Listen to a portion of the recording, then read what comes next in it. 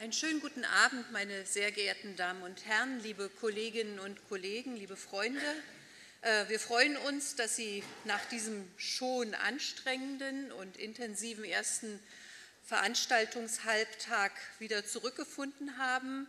Wir freuen uns ein bisschen, dass es regnet und noch mehr kommen werden, wenn Sie so die Weimarer Gastronomie durchgelassen und durchgeschleust haben.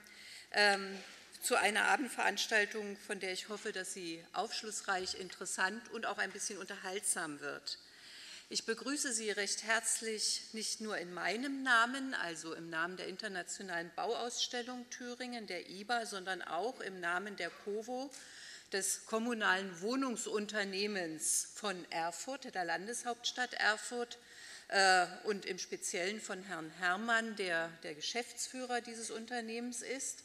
Wir machen in Partnerschaft, veranstalten wir diesen Salon heute und wir bedanken uns, bevor das am Ende womöglich vergessen wird oder ins Hintertreffen gerät, auch ganz herzlich bei der Bauhaus-Universität hier sein zu können und bei den Veranstaltern der Konferenz, dass wir das so in Partnerschaft machen. Es passt ja in jedem Fall gut zusammen. Seit dem vorigen November denken wir darüber nach, eine Veranstaltung, einen Diskussionsabend zu diesem Thema des Wohnens zu machen. Und nun haben wir ihn wirklich realisiert. Am allermeisten freue ich mich neben den Diskussionspartnern, die im Anschluss sprechen, zunächst einmal, dass Jerilyn Perine aus New York zu uns gekommen ist. Jerilyn Perine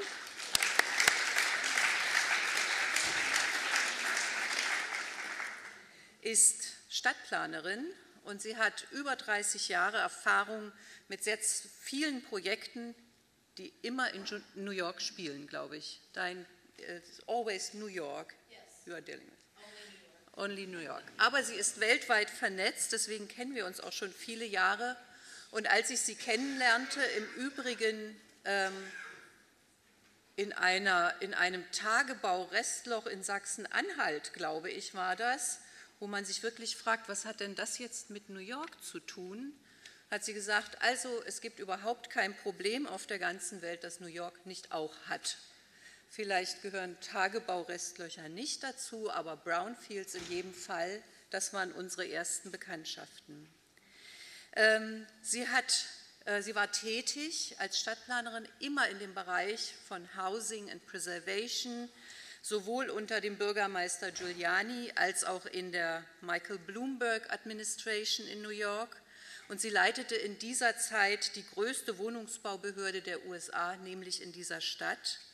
Und sie hat, das ist das eigentlich Bemerkenswerte, in, ich würde sagen, gänzlich anderen Verhältnissen, also zwischen Amerika, dem Wohnungsmarkt, der entspricht einfach in vielen Dingen nicht den Erfahrungen und Traditionen, die wir in Deutschland haben, zahlreiche Konzepte entwickelt, Entwicklungsarbeit, Förderprogramme und Projekte zur Stabilisierung und Entwicklung des angespannten New Yorker Wohnungsmarkts. Unter anderem ein 3 Milliarden $ schweres Programm zum Erhalt und zum Neubau von bezahlbaren Wohnungen. Als ich sie kennengelernt habe, habe ich sie vor allen Dingen wegen eines wirklich ganz tief verwurzelten sozialen Engagements bewundert, die sich immer um die Ärmsten der Armen in dieser Stadt kümmerte. Und man kann schon sagen, dass die Ärmsten der Armen in New York wirklich viel ärmer sind als das, was wir kennen. Und dass sie das verbindet mit einer Cleverness als Unternehmerin, aber auch als Regelsetzerin aus der staatlichen Seite, die wirklich zum Handeln kommt und das sehr, sehr pragmatisch macht. Ein Beispiel war das Neighborhood Investment Panel, das sie gegründet hat, also ein Zusammenschluss von gemeinnützigen Organisationen, wir würden sagen zivilen Kräften, den New Yorker Banken, wissenschaftlicher Institutionen, der privaten und öffentlichen Wohnungsbauunternehmen, um diese Fragen, die so prekär waren und immer noch sehr angespannt sind, weiterzuentwickeln. Seit dem Jahr 2006 ist Jerilyn Perine die Geschäftsführerin des Citizens Housing and Planning Council. Council in New York. Es ist eine Non-Profit-Organisation zur Politikberatung, weiterhin in diesen Themenfeldern. Bezahlbares Wohnen steht ganz oben an. Innerhalb dieser Kampagne, innerhalb dieser Arbeit entstand die Kampagne, sage ich mal. Ich weiß nicht genau, ob das Richtige ist. Making Room, von der sie uns heute berichten wird, ein Aufeinanderfolgen Arbeitsweise von Research, von Ausstellung, von Beispielprojekt bis hin zur Umsetzung, die uns als IBA Thüringen durchaus methodisch und inhaltlich interessiert. Ja, das ist vielleicht diese Einführung. Ich habe heute Morgen einmal kurz nachgezählt, wenn wir alle Thüringer Einwohner versammeln würden, if we would gather all Thuringian people and transfer them to New York, then it would not even fit into Manhattan. So Manhattan would be packed by people, but maybe that not all of them would come with us. So, die Unterschiede liegen auf der Hand zwischen Thüringen und New York. Wir sind alle zusammen nicht einmal ein Stadtteil von New York und trotzdem gibt es viel voneinander zu lernen. It's a great pleasure for me. Jerilyn, the floor is yours.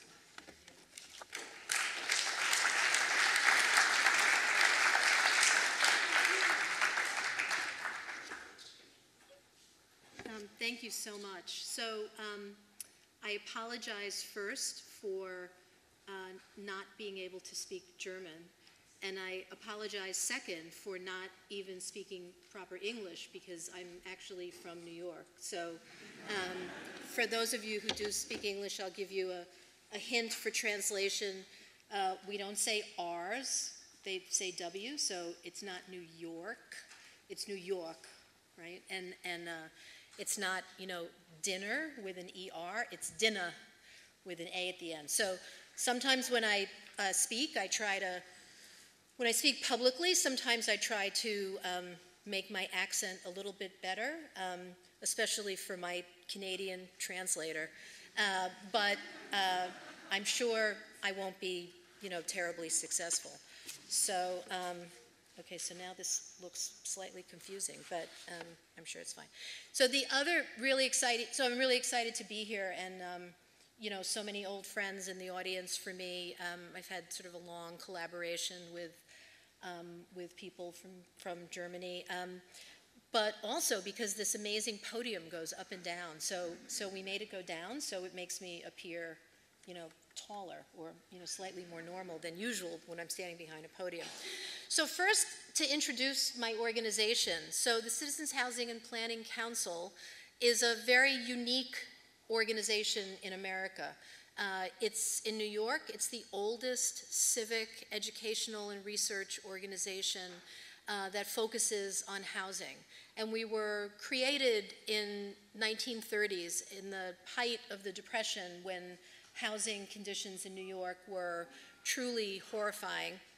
And it was really a consortium of both academics, intellectuals, a word that is no longer actually in use in America today, but you know, we used to have intellectuals, and also people from the industry, from real estate, from banking, and advocates from the community. So all those people came together, and really the first bit of work that got accomplished through our council was the creation of a national public housing program.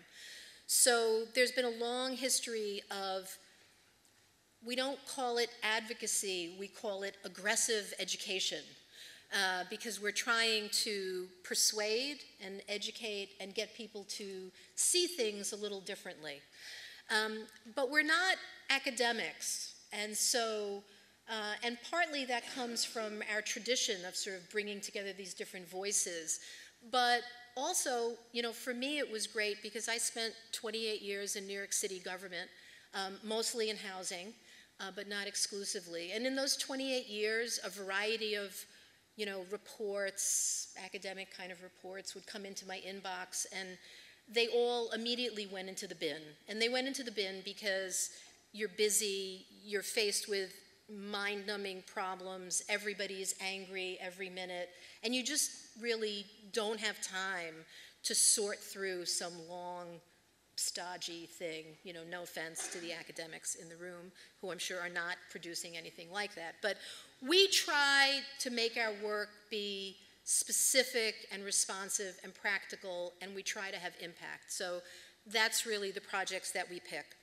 So we started this work with a simple fact. When Mayor Bloomberg came into office, he began to look at the population. And so for the first time in decades, in our 2000 census, and our federal government does a census every 10 years, we saw that the population of New York was actually growing. And by the 2010 census, it had grown much faster than people had anticipated before. And so this became a little bit of a question, because we literally had an entire generation of city planners working in government who had never experienced population growth. They had only experienced population decline, because our population had been steadily declining since 1950. So the mayor looked at this, and sort of for him it created a big conversation across the whole city. And for us, it made us ask the question, well, if our population is actually projected to grow at that time another 1 million people by the year 2030, how are they going to fit into our housing? And so that led to the simple question, well, how do they fit now? And we know sort of all the problems about housing in New York, but the data that gets talked about doesn't really express the problem very well. And we didn't think we were very well equipped to take on sort of this new question of how do we fit 1 million more people. So we started with the basic question, which is the household. And in housing research, the household is the basis for everything. It spins off all the data about affordability, about average household size, about all kinds of things, and everything gets looked at through the lens of a household. So we asked a very, very basic question of, well, what is this famous household?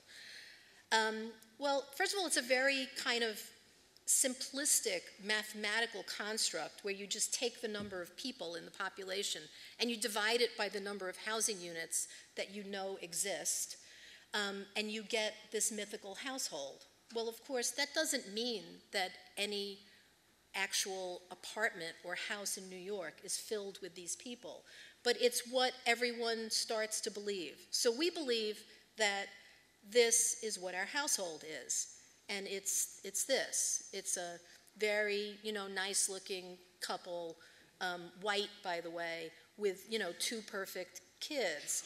And so household becomes equated with the nuclear family, which has been ingrained in the American psyche since 1950. But in fact, when you look at who we actually are, we look much more like this, and like this. This is simply a shot of Main Street in Flushing, which is a neighborhood in Queens, and this is like a Tuesday afternoon. It's not a Saturday or a weekend, it's just a day during the week. And so you could see the eclectic sort of mix of people, and so that other household that is in all the housing planners and policymakers' mind, you can't find that household in this mix of people. But the pull of this is so powerful in housing research that it distorts everything that we do, including what we build, which continues to be the beloved 2-bedroom apartment or 3-bedroom apartment. And that's what all of our regulations want. That's what all of our politicians want. It's what the developers want to build, and it just goes on and on and on. But this family, I don't even think in 1950 they really existed. That's my theory, but they certainly don't really exist now. So we went back to the data of how our federal government collects data, and we created our own model. And we began to define a household very different. So we looked at, you're a household if you're a single person living alone, if you're a couple, if you're a nuclear family, but we capped the children at 25 and under. And at the time, that was because I had a son living at home who was 25, but now he's 28 and he still lives at home, so we might have to change our model, I don't know. But this idea that at 18, I mean, I don't know how it is here, but nobody in America is at 18 like grown-up adult and on their own. I mean, those days are well behind us. And then a household can also be unrelated adults sharing. And this doesn't get recognized in our census data very well. And it can also be related adults that are sharing in all kinds of extended families. So these became our categories of how we were going to look at households and what their problems were. And then we asked ourselves, well, what's happening in the rest of the country, particularly around single-person households? Is this just something that we're seeing in New York? And so we looked at where is the single-person household? What proportion is it of the housing market in the cities in America of over 500,000 people? And you would think, well, what would you think? Would you think New York was 1 or 2, top 5? Want to throw out a number? What do you think? Top 3, something? Top 3, something? Okay. We're 17 on the list. So when you look at the proportion of single-person households, what proportion it takes of the housing stock, all of these other cities actually have a higher proportion than New York City. So now what you begin to see is what's happening in New York is not just an anomaly of New York. It's happening all across America. It's the rise of single people. And so when we applied our model to New York City households, we found that 33% of our households are single people living alone. That means a third of the housing stock in New York is occupied by just one person. If you just looked at Manhattan, it's a half. A half of the housing units in Manhattan are occupied by one person alone. And 24% of our households share their home with at least one other adult over the age of 25, at least one, and usually more. And that could be somebody related or somebody unrelated. So a quarter of our households are sharing with that embedded adult that presumably could be living somewhere else, like, dear God, my son could be living somewhere else, right? But he's not for lots of different reasons. And there's only 17% of our households are the traditional nuclear family, even when we raise the age of the adult child to 25, it's still only 17%. Yet it remains the driving force in housing policy in New York. So how does this match up with our housing stock? Well, the biggest pie, I hope you could read it, but is the famous two-bedroom apartment, the elusive, beloved two-bedroom apartment, which fits that nuclear family so well.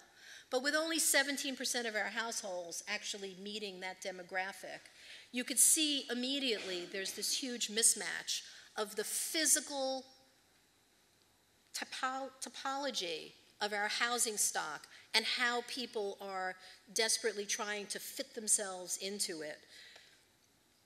So how do people access the housing market that is not built for them? Well, it's been the rise of what we call an underground housing market. People go on Craigslist, people do all kinds of things, and they find a room, and it's probably not a legal accommodation. And by underground housing market, it's sort of like a black market for housing. So you're accessing housing that is probably not legal, you're probably not going to get a lease, and it may also be unsafe. And in the fantasy world of housing policy people, it could look like this, like very nice, right? Very sort of fancy. In New York, it's not legal for more than 3 unrelated adults to live together. And whenever I say that to a New York audience, people always go, and those are the people that are living, illegally, and they didn't know it, right? So even this is illegal unless we can guarantee that at least 2 of these people are having sex with each other, because then that creates a relationship, then they're not unrelated, right? So this is, you get into an area where you say to yourself, why do we have these rules? Like, do these even make any sense anymore? Because the underground housing market can also look like this. And it can look like this. This is a divided up room in Chinatown for low-wage workers. And it can look like this, where multiple families are sharing a single room. And at the end of the line, it can also look like this, where fires happen in an illegally subdivided building that the firemen didn't know when they went in, had all these extra walls, and in some cases we've had firemen killed, we've certainly had people killed. The response has mostly been from the government to sort of put everybody in jail, which is fine. You know, you can criminalize the landlord, you can criminalize the tenants. But at the root of this is this mismatch between the physical housing stock and the people who need housing. So why have we gotten into this pickle in New York? You know, we used to have a great inventory of housing for single people. We had these same-sex hotels, which were wonderful things for new people coming to the city. There were women-only hotels, there were men-only hotels, they were safe, they were clean, they were affordable. On the bottom end, we had the old lodging houses, and I love this because the lodging houses, which of course fell into great disrepair and got, you know, basically legalized out. This is the reading room in an old lodging house where, you know, men could just sit and just read the newspaper.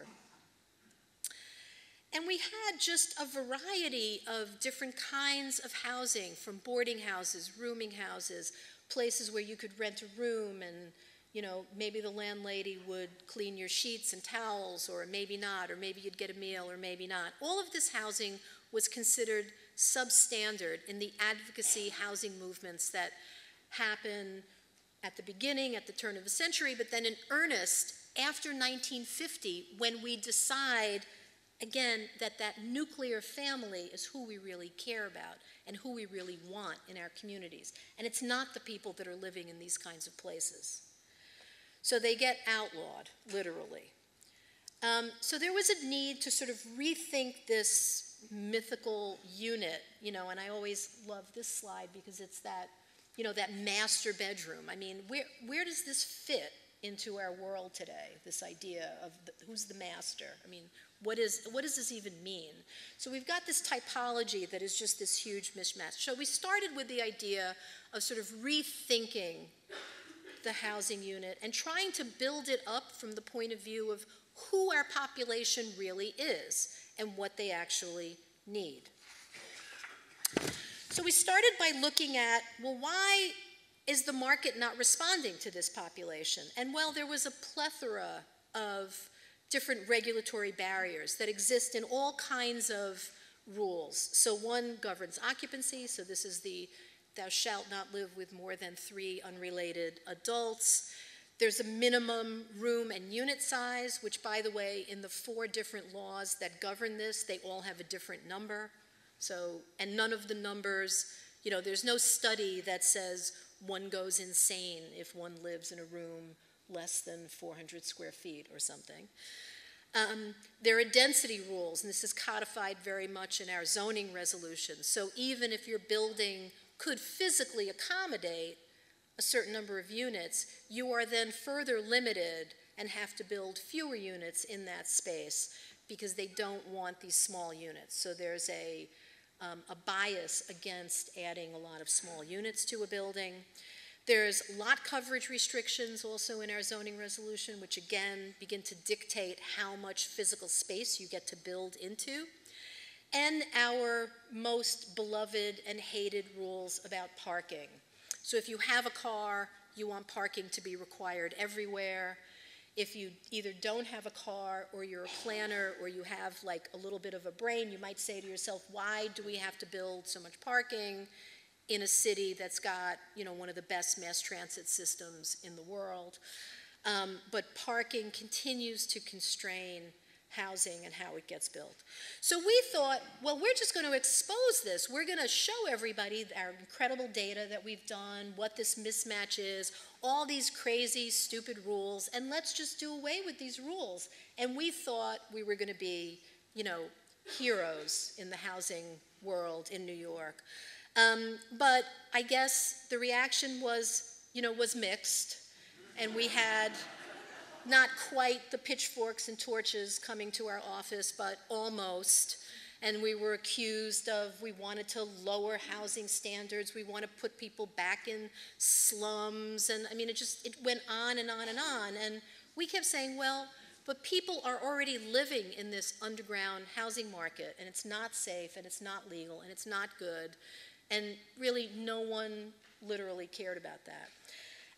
So we were very depressed for a little while because we spent a lot of time on this, and then we thought, well, let's just turn to our friends for help. So we actually then, you know, reached out to our colleagues from, you know, 6 different countries, including from Germany, and our colleague and friend Iris Reuter, who's now in Bremen, came and presented, and we asked people to just not talk about New York, just talk about their own place and show what was happening to an audience that we hoped would have an open mind. And in that audience, we made sure that there were that middle layer of people in government. It was very important, from the fire department to the housing department, the building department, the city planning department. We got that layer of people to come who normally, frankly, don't get invited to do things that are sort of fun and interesting. And then we also engaged with the design community, who we thought would be excited about it. And we had wonderful friends in the Japan Society in New York who have a beautiful space, which they let us have for free. So we did our first symposium, where we had a range of people. This is Avi Friedman from Montreal. Right here is Paul Goldberger, who's a very influential architectural critic in New York, who was kind enough to come, and my friend and colleague Vicente Guillart from Barcelona. You could sort of see Iris somewhere in this crowd.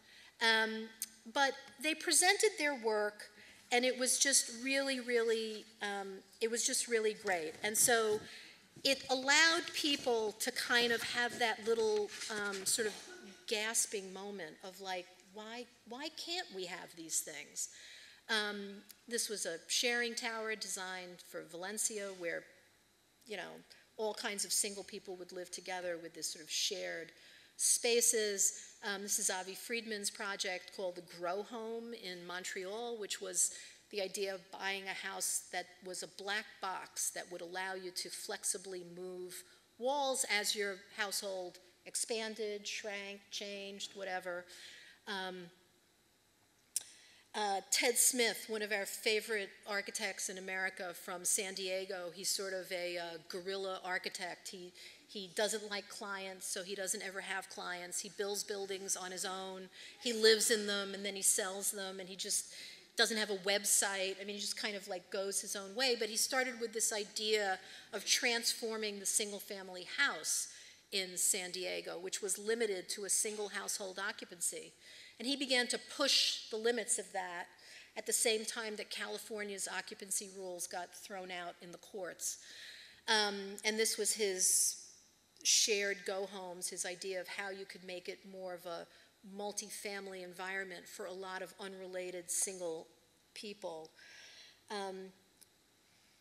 And this is just a wonderful example from Japan of a unit that actually has a movable staircase. And when this got presented to the Japan Society audience, I mean, the architects in New York were really kind of put to shame, right? It's like they're just not thinking in this way because our rules don't open the door for them to build anything like this. We then decided that we needed to have a brand because, I don't know, you have to have a brand, right? And a new logo or something. So we spent a lot of time on this, and we settled on Making Room because we wanted to have this feel like this is something additive. This isn't We're not trying to take something away from anybody. We're trying to accommodate the needs of the people as we see it and as we see it moving in the future. We then moved the project into another phase where we engaged 5 teams of architects in New York, and we invited them to present proposals. And they had to tackle 3 different, very specific issues. They had to come up with different ideas for shared housing, and by that we meant unrelated adults living together. If you were charged with really thinking about how to do this, how would you do it, and what would it look like? The second was to look at a very thorny problem of how to take the one-family house, of which we have in New York, and how to make those basement units legal and properly accessible for residential use. And the third was the micro studio. And this we defined as something that was around between, something below 350 square feet. And we had some, fantastic results. And this is a wonderful house called the Barnacle House, designed by Deborah Gans, where she took this iconic one-family house in Queens and thought, well, can't we just add modules to it as households might expand or need to add a renter or whatever they need to do? This was Peter Gluck's answer to sort of a very minimalist mini loft idea. So it had a very, very small footprint, but stayed within the 350 square foot minimum, but was able to do it on a much smaller footprint. And he sort of showed how it could be adapted into the classic sort of New York City 20 by 100 square foot lot form.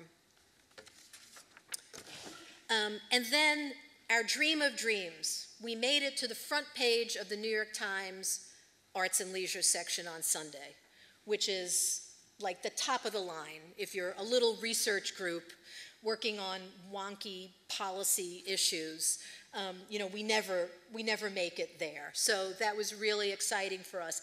And it got a lot of people's attention, including at that time Mayor Bloomberg, who was very interested, and his team was very interested in making something happen. So at the same time, we started to work with them on how could they do a pilot project for one building with small studios by waiving some rules, which they had the ability to do because they could do it on a city-owned parcel. And we knew we had to kind of win over not just a design audience and not just a sort of insider game government audience, but we also wanted to begin to take our story to a wider public. And so we'd never done this before, and we did a museum exhibition at the Museum of the City of New York. And it was, a really big success. There were about 200,000 people who visited the exhibition while it was open for about 9 months. And this is, some of our data presented at the exhibition. And again, we went back and collected a lot of examples from around the world. This happens to be Providence, Rhode Island. These things really got Mayor Bloomberg's competitive juices going too. He was sort of appalled that like Providence, Rhode Island was doing something interesting and innovative, and we weren't in New York. We of course returned to Japan, but also, Seattle has done some amazing things with single people.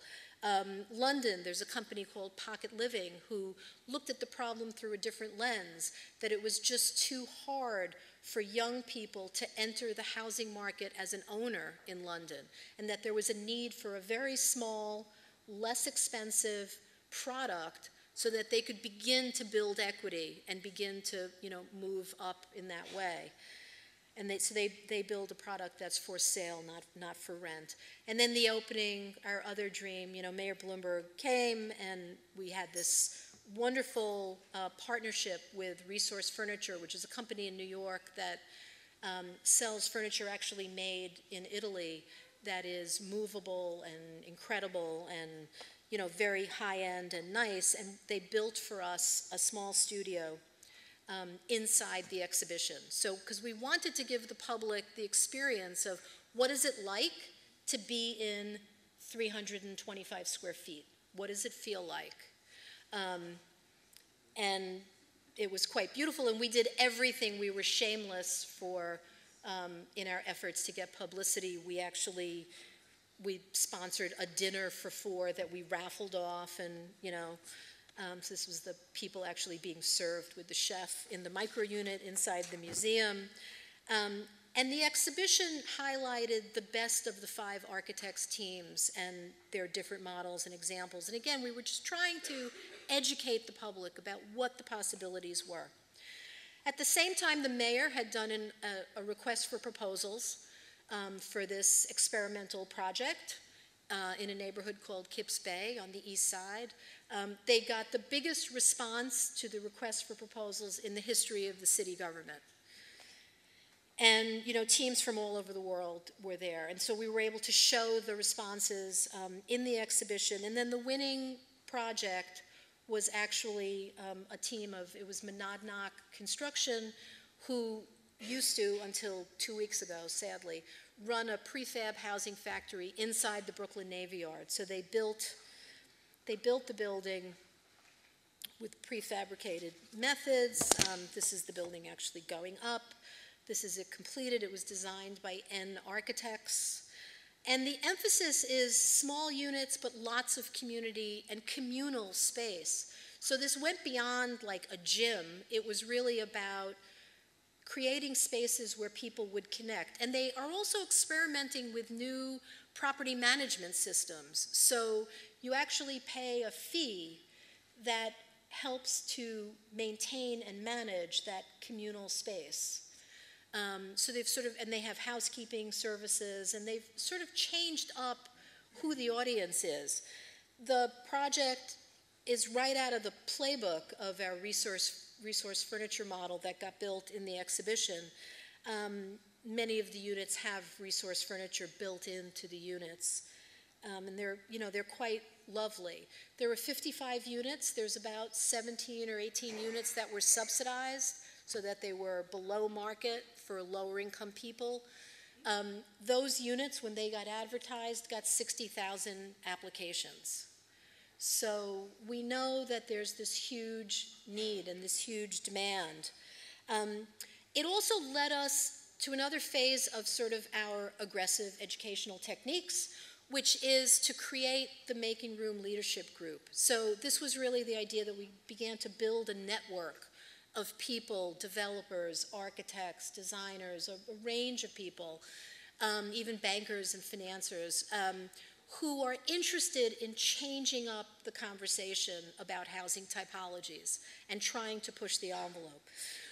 We then had to go back, though, because all of our regulations were still in place. And so we spent 2 years with our Department of City Planning trying to get a lot of very technical changes to the zoning resolution, which just passed our city council. So, and our big success, which sounds very modest, is we have removed the 400 square foot minimum for apartments from the zoning resolution. So this was, for a little a little organization like ours, this was a big success. It was not met with wild endorsements from the public, and in fact, every community board voted against it. But we persevered, and the mayor Mayor de Blasio was able to negotiate with the city council. And we're now trying to take our story in terms of an exhibition to the National Building Museum in Washington, D.C., where we're going to link up cities across America who are looking at those other 16 cities that are ahead of New York in terms of their population and their percentage of single-person households. So we're working on that now, which means we're trying to raise money for it and doing all the other things you have to do, and hopefully that will happen next year. And our new efforts, because we simply can't, leave things alone, is now we're going to be tackling the basement apartments, which will be very difficult. So we're beginning to do an in-depth analysis of what basements look like and what they could look like. This is actually a family in Queens living in an illegal basement apartment. We know that we are up against, again, some of the toughest obstacles in terms of fire safety. This is a huge problem. We've begun to categorize the mind-numbing regulations that impact and make occupancy of basement apartments illegal. All of the different agencies in New York City that regulate it in some way, we're engaging with them and trying to get them to not immediately hate what we're talking about. And we started again with analysis. What is the inventory of basement apartments? And we began to pick away the ones that we think are more ripe for conversion. We mapped it, and you could see just the bigger, darker blue is where they are, and they're all over the city. So it would be a great addition to our legal housing stock. And we believe that we are somewhere in the sweet spot of between 38,000 and 10,000 units that could be brought into a legal framework and a safe framework. So it's an important addition for us to the housing stock. And we've begun to imagine the possibilities, and we're going to be challenging the engineering community this time to try to come up with better ways to both create spaces that are fire safe and do a better job at fire suppression, because we know that those are the things that are the biggest technical obstacles to legalizing basement space. So we fully expect the pitchforks and torches to come back once we go out with this. Our first report is going to come out in the next few weeks, and we're bracing ourselves. We expect again to turn to our friends for help, so you might see us again. I mean, maybe we'll get Marta to help us with this. So the work sort of never ends, but that's our sort of little story. So thank you.